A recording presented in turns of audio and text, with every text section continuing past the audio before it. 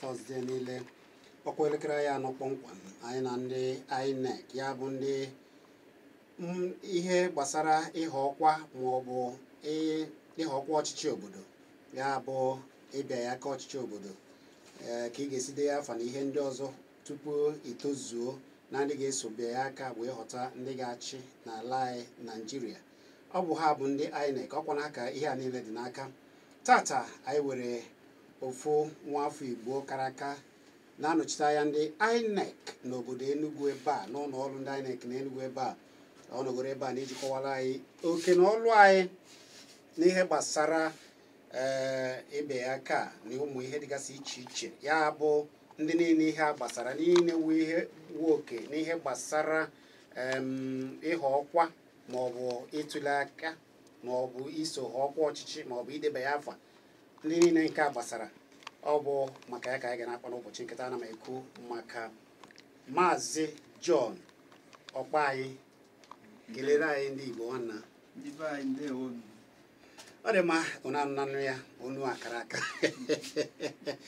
ọ dị mma nwanna anyị Maazị John ga na-akọwara anyị ndị ya ga na-ekwu n'ụbọchị nkịta bụ ihe gbasara ndị niile ihe gbasara ntuli aka gbasara oke na ọlụ anyị. Nke mbụ anyị ga-ajụgodo ụbụ kedu ndị ihe a gbasara nke a na-akpọ stakeholders, kedu ndị ihe gbasara ihe ọkwa ọchịchị maọbụ isonye n'ihe ọkwa ọchịchị a gbasara ya bụ gịnị bụ onye bụ stakeholder maọbụ kedu ndị bụ stakeholders? Ndị a na-akpọ stakeholders n'oyibo bụ ndị ọnụ na-elu n'okwu na ihe gbasara ntụziaka ọchịchị na ihe election ya bụ ihe ọkwa obodo. So ndị stakeholders a bụkwa ndị one ha bụ mbụ ndị ntuli aka a na-akpọ voters ya bụ ndị ga-eso ntuli aka. Ndị ụlọ ọrụ INEC sokwa na the stakeholders. Ndị INEC họpụtara ka ha rụọ ọrụ a na-akpọ ad hoc staff. Ndị ụlọ nche a ga-akpọ n'oyibo security agencies. Otu ndọrọndọrọ ọchịchị a na-akpọ political parties n'oyibo. Ndị mgbasa ozi ndị a na-akpọ ndị media. Ndị na-ekiri obodo na mba ụwa ndị oyibo na-akpọ ya domestic and international observers. Ọ dị ma ndị ga-abịa gbaa akaebe. Ọha obodo nzukọ the civil society organization. Ndị eze ndị igwe the traditional rulers. Ọgbakọ ụmụ nwanyị sokwa na ya women's group. Ndị ala anyị n'obodo oyibo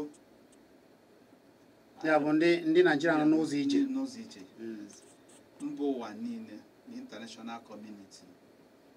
So ndị stakeholders a na-akpọ n'oyibo ndị nwere mmasị n'ihe gbasara ntụziaka ọchịchị obodo anyị. Ya bụ ekwube ya kpọmkwem bụrụ ndị ihe a niile gbasara ma ndị tozugoro n'iso wee mee ihe a niile.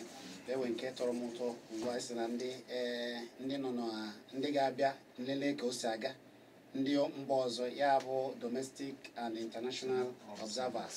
Ewe ndị ga-abịa chọrọ na n'ezi ka ihe si aga.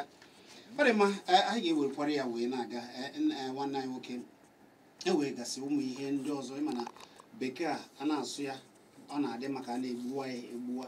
Ewe nke ọzọ ndị akpọrọ ICCC ya bụ Inec Citizens Contact Center.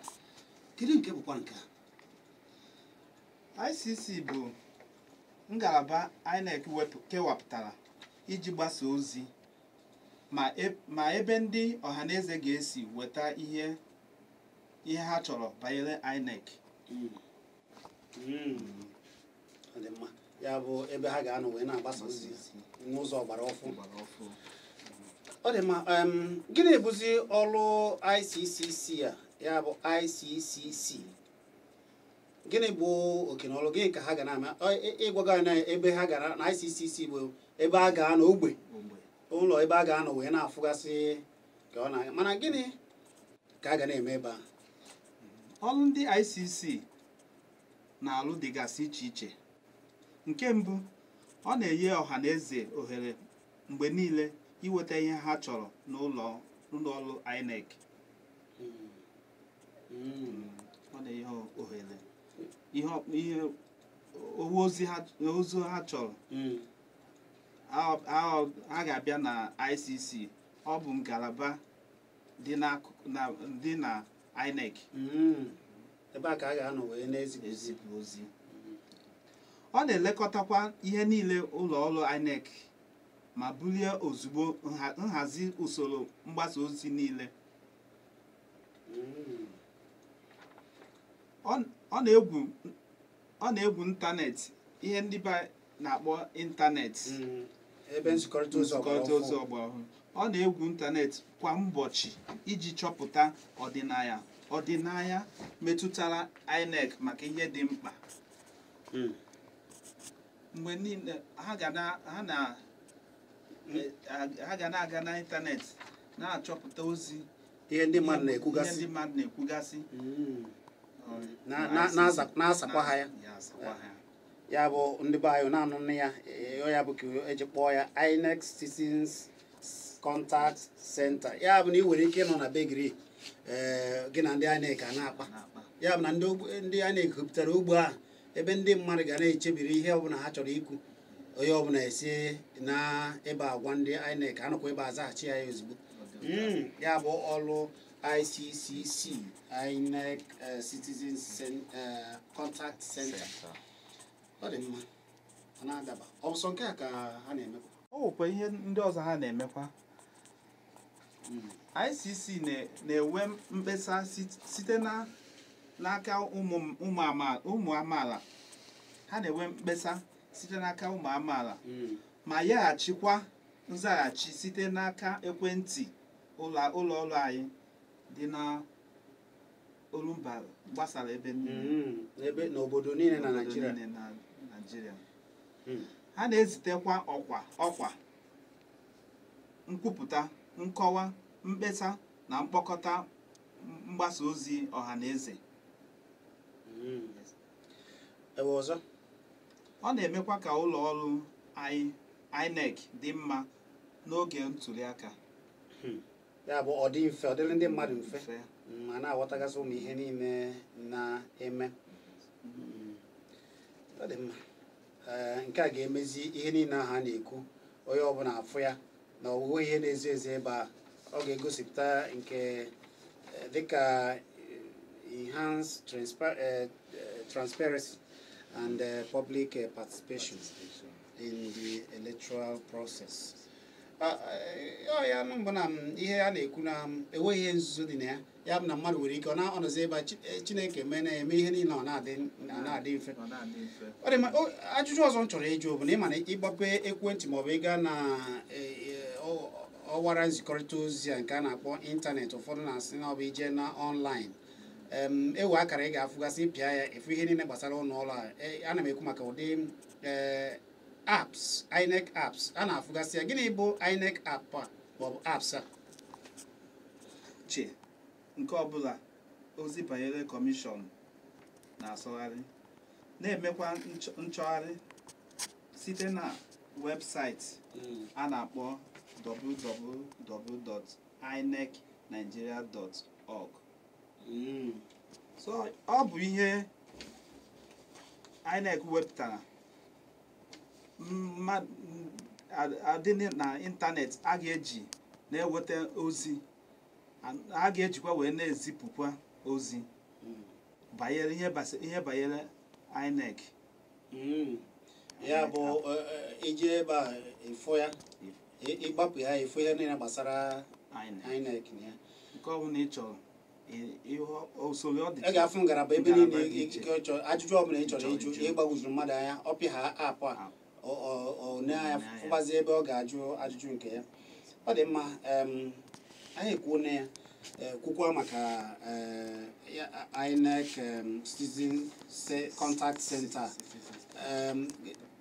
gịnị kedu ka a ga-esi weta ya kedu ebe a ga-esi fụ ya kedu ka a ga-esi ndị mmadụ chọọ ịkpakọrịta nkata ha na ndị INEC si na nwara nzikọrịta ozi ma ọ bụ nke a na-akpọ ịntanetị a kedu ebe na ka ndị mmadụ ga-esi mee nke a ewegaziri mgbasa Iccc nke mbụ mgbasa ozi ndị ọgbọ ọhụrụ a na-akpọ Facebook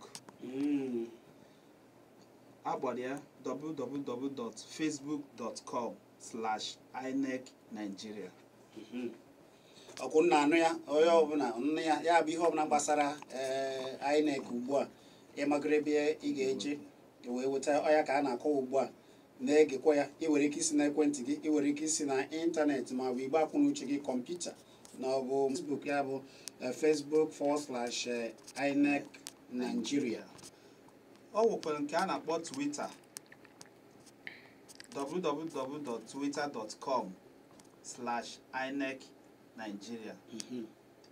ọ nwekwara nke a na-akpọ Instagram mail and email anyị ICC bụ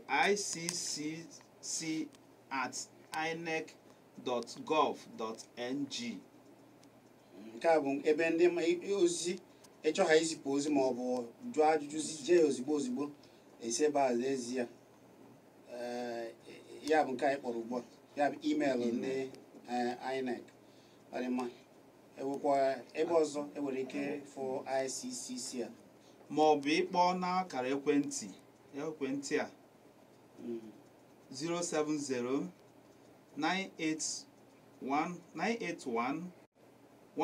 070-981-15357 ma ọ bụ 070-9811-7563 na-edetukwa ya o ma ọ bụ 070-9811-0916 ma ọ bụ ịga n'ụlọ ọrụ anyị dị n'Abuja n'isi ụlọ ọrụ anyị dị n'Abuja ịga na second floor ICT building INEC headquarters Maitama Abuja ebe a ka ọ dịkwa ya bụ na ọ dịghị na ngalaba obodo dị iche iche dịka Enugu ugbu a na ụlọ ọrụ INEC ọ dịghị ebe a ọ na n'isi ụlọ ọrụ anyị n'Abuja ka ọ ọ dị ma enwekwara ike a ga-ejekwa na webụsaịtị www.inecnigeria.org ije na ebe ahụ ị ga-afụ ICC Center. ọ dị mma ọ bụrụ na ugbu a ka ị banyere ekwurekwu gị anyị na-ekwu maka oke na ọrụ dị ọrụ ndị nwere oke n'ihe gbasara ihe ọkwa ọchịchị maazị ya bụ Mr. John Ọkpanyị Mr. John Ọkpanyị ọ bụ anyị na anyị na-akpara ugbu anyị na-akọwa ihe gbasara ọrụ dị ọrụ oke na ọrụ dị ọrụ onye ọbụla ọkachasị ndị nwere oke n'ihe gbasara ICCC nakwa ka a ga-esi bie aka nke a na-akpọ stakeholders ọ ya ka anyị na ya na-akpara ugbu a anyị bịachite azụ ewere ajụjụ iwere ike ịjụọ anyị wee na-agakwa n'ebe anyị na-aga cheta na ọ bụ oge anyị na ndị INEC ebe anyị na-akọwa oke na ọrụ dọla anyị n'ihe gbasara ihe ọkwa ọchịchị nakwa ka a ga-esi dee ya afa gị wa bụ onye chọrọ ide ya afa ka ị ga-esi wee dee ya mana nke anyị na-akpata bụ ndị were oke kedu ọrụ dịghara ndị were oke na ọrụ ndị rụrụ ndị were oke n'ihe gbasara ụmụ ihe a na-emegasị na anyị na ndị INEC anyị ka anyị nọ na ya mbịa azụ anyị na-agaghị enwe ihe ọzọ ịchọ ka anyị ọ dị mma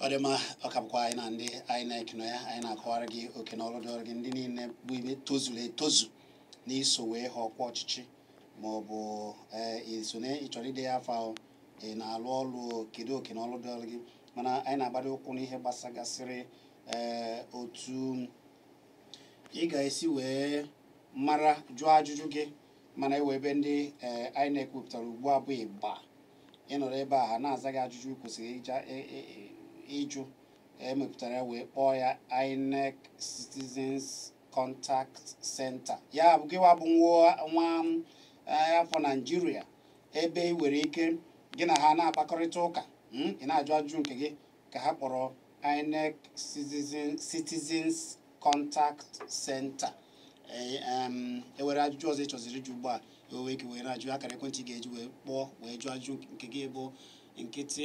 9 ya bụ nkịtị 9 2311109 maọbụ 099771109 maka ndị na-anaghị ata aka anyị na-eti lekwa akara ekwentị ị ga-eji wee nwa anyị wee jụọ ajụjụ nke gị jụọ Maazị John ọkpa anyị ajụjụ ọ bụ 09023111109 09023111109 maọbụ 09097711090 09097711090 akara ekwentị ga-eji wee jụọ ajụjụ gị ịkpa anyị gbarata ekwurekwu gị onye na-akpọ onye dị epi biko kwụsị okwu gị ka anyị n'ihe na-ekwu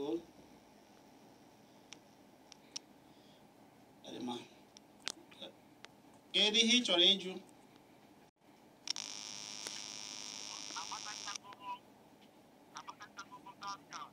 onye biko gịnị bụ afa gị ebe ka ị si akpọ Ikechukwu ka esi na gịnị mere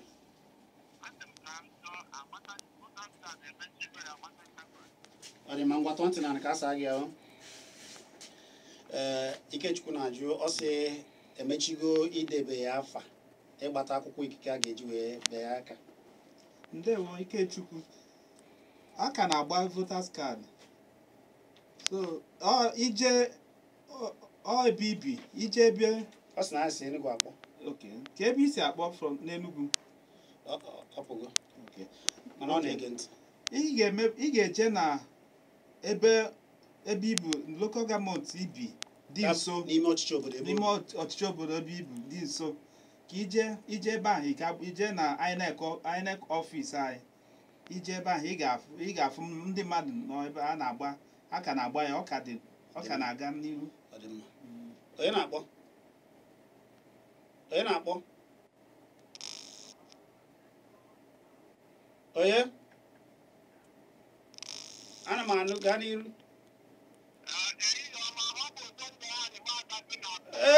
ogbo nna anyị na-elata ọ na-emecha na ọ ga-adịrị gị mma ezigbo mmadụ Chineke gọzie gị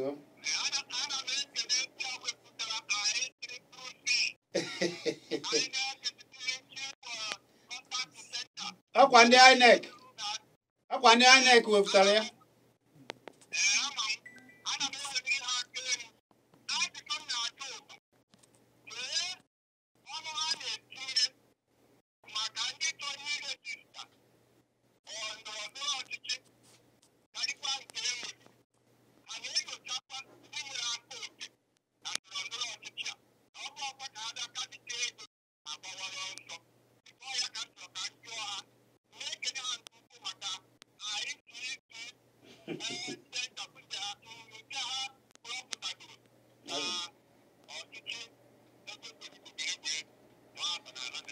Chineke gọzie ọ dị mma mana ajụjụ ga-adaba n'ihe anyị na-ekwu n'ụbọchị nke taa nọ ya bụ isiokwu ụbọchị ọzọ anyị ga-akọkwa nke ahụ ọ ga-akọrọ mana agbanyeghị o si Ebonyi wee kpọọ ọ bụ isiokwu anyị na-ekwu n'ụbọchị nke taa dịka isi kwuo wee kenekwa ha ọ bụ ihe gbasara ICCC a oke na ọrụ dụọrọ ndị mmadụ na ihe gbasara ihe ọkwa ọchịchị onye na-akpọ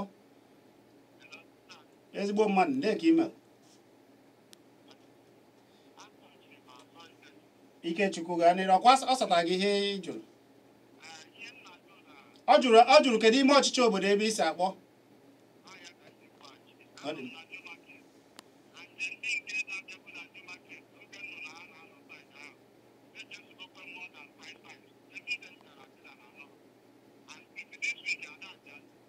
n'ime ahịa ebe ahụ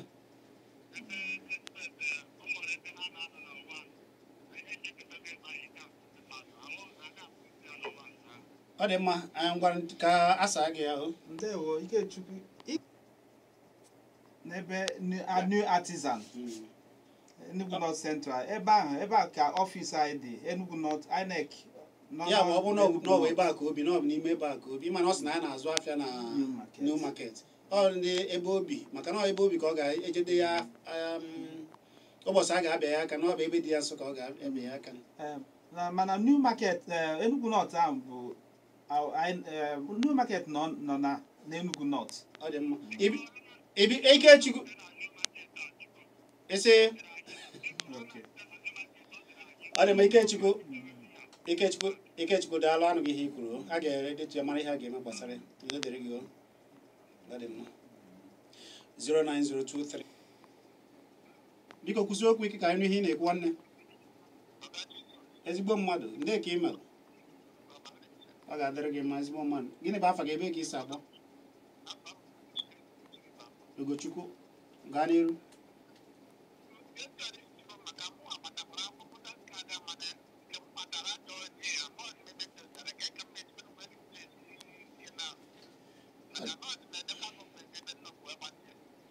ọ dị mma n'agbanyeghị na ọ bụchaghị ihe a ka anyị na-ekwu n'ụbọchị nke anyị kwuru n'izu ụka gara aga ọ dị mma chere anyị ga-aga na-asa gị ya ọkwa ịma ihe ajụjụ ọbụla ị chọrọ ịjụ dịka o si kwuo o kwesịrị ịga na ICCC a wee deba ya ka a saa ya akwa ya ọ dị mma maka na ihe anyị na-ekwu maka ndị ka na-agbanye ekwurekwu ha ihe anyị na-ekwu bụ oke na ọrụ dịalụ ndị nwere oke ndị tozuru etozu ndị aka ha dị na ihe gbasara ide ya afọ na Inec ọkachasị CVR ICCC ya bụ Inec Citizens Contact Center ọ ya ka anyị na-ekwu ihe gbasara ka ị ga-eji wee nọ na be gị zipụ ozi asaa gị ya na ihe dị iche iche ọkwa na ya ka anyị na-ekwu n'ụbọchị nke taa oke na ọrụ dọla anyị niile na ihe gbasara izipụ ozi site na ọwara izipụ ozi ịntanetị na ihe ndị a dị iche iche ịfụ akara ndị INEC nke ya kpọrọ apps kedu ihe ọ dị gị ka ya kedu ihe iwegoro ya jụọ ajụjụ kedu ka o si gaa ụmụ ihe a niile ma ọ bụ na ije na webụsaịtị ha n'ọwara nzikọrịta ozi zuru ụwa kedu ka isi fụ ya ewe ozi izipụgoro ebe a na-adabeghị a na-asaghị gị ọ ihe a ka anyị na-ekwu nwanne onye na-akpọ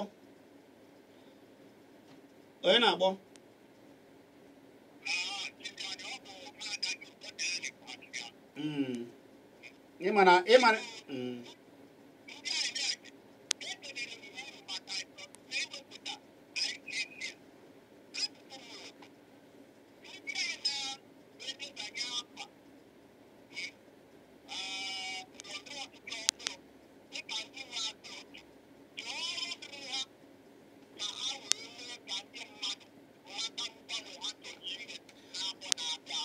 ọ dị mma ogbo na nwanne m nwoke eme ihe ị ga-eme na ajụjụ a ịma na ụbọchị niile anyị na-ewepụta isiokwu anyị ajụjụ anyị ji ọ dị na webụsaịtị ha ịga ebe a esite na ICC a nke ikwenego ha na ha wepụtara ọ ya ka anyị si wepụta ICCC a ya bụ ije ebe a ụmụ ihe a niile a na ebe asa gị ọkwa ya mana ihe anyị na-ajụ bụ owe ka o si fịa gị alụ ka esi jee na ya ewe ihe gbasara ịntanetị maọbụ izikọrịta ozi ha site na ekwentị maọbụ ọwara nzikọrịta ozi siere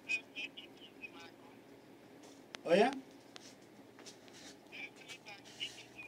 ime ebe ezimagụ gaa n'iru ebe ka isi akpọ nna anyị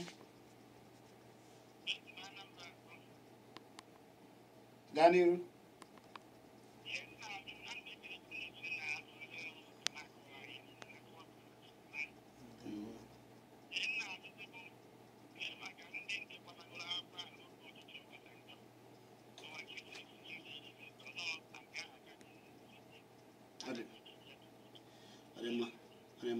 Maazị John enwe ihe ga-asa na nke Ndewo Maazị Ibesimakọ.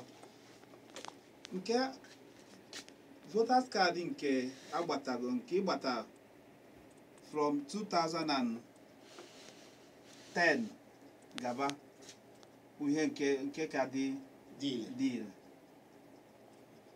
Ya bụ ịnụgụnụ ya ịmara ka na dịka ha na-ekesa akọ n'ọsọsọ ofu ndị ya afa ka ị kwesịrị ide ya afa ewezi ka o si fuo efuo ijebezi ajụ ajụjụ ya biko nụ ihe anyị na-ekwu n'ụbọchị nke taa bụ the role of stakeholders n'ihe gbasara ICCC a na CVR ọkwana ya na-asụọ na bekee na ya geke ime onye Charles ebe ka isi agba nwanne gaa n'iru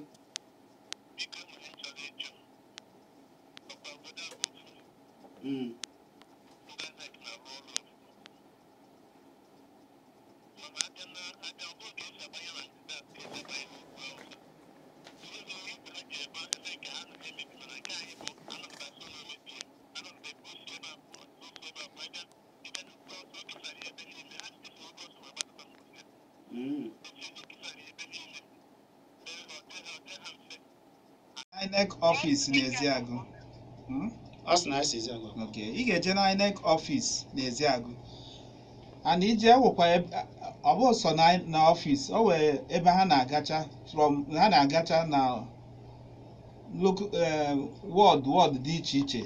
So ije na Inec ọ bụ na ha ga-agwa gị because anyị were ebe a na-register ebe ahụ na-ewekwa ebe ward dị iche iche. So ị ga-ajụ ha ga-agwa gị ebe ha nọ n'ụbọchị ahụ ị ga-eje ije ebe ahụ jee gbata votu nke gị.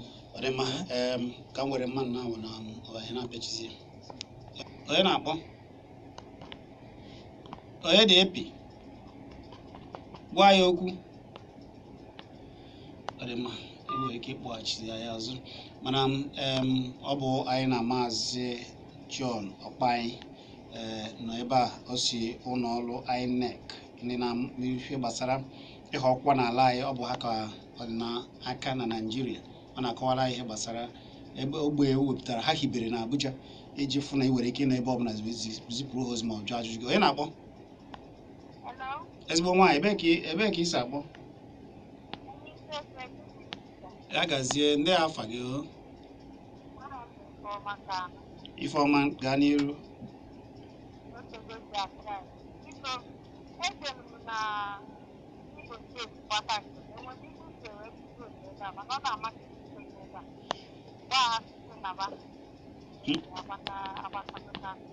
Ngwa n'ezie ka gee ntị ka John zaa ya.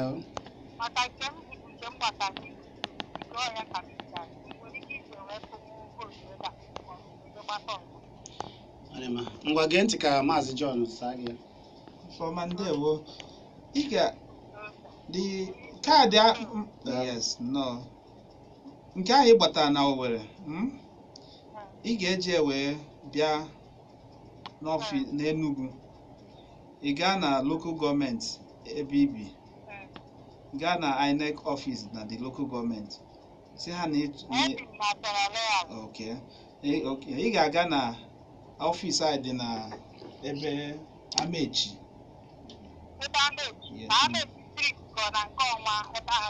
Ịjụọ n'ime ọchịchị obodo ndị na-afazi ihe a na-akpọ lokal gọọmenti ime ọchịchị obodo ebe ahụ lokal gọọmenti ije ebe ahụ ị ga-eche na ị chọrọ ime agosi gị ụlọ ọrụ INEC n'ime ọchịchị obodo. Ụlọ ọrụ ha dị n'ime ọchịchị obodo a ya bụ n'ime lokal gọọmenti area ha ụlọ ọrụ ebe ahụ. So igwe ha nye gị fọm na ị chọrọ ime transfer ibugharị isi Owerri bịa Enugu. So ha ga-enye gị fọm ọ bụghị ịma mgbata ọzọ. A sị gị na ị ga-eje ebe a ebugharịzie nke ahụ i mere na Imo ideezi a ga-enye gị akwụkwọ ikike ị ga-ede ihe ajụjụ a ga-ajụgasị gị n'akwụkwọ a ịsacha ya agbanyezie gị nke e kwesịrị ịgbanye gị.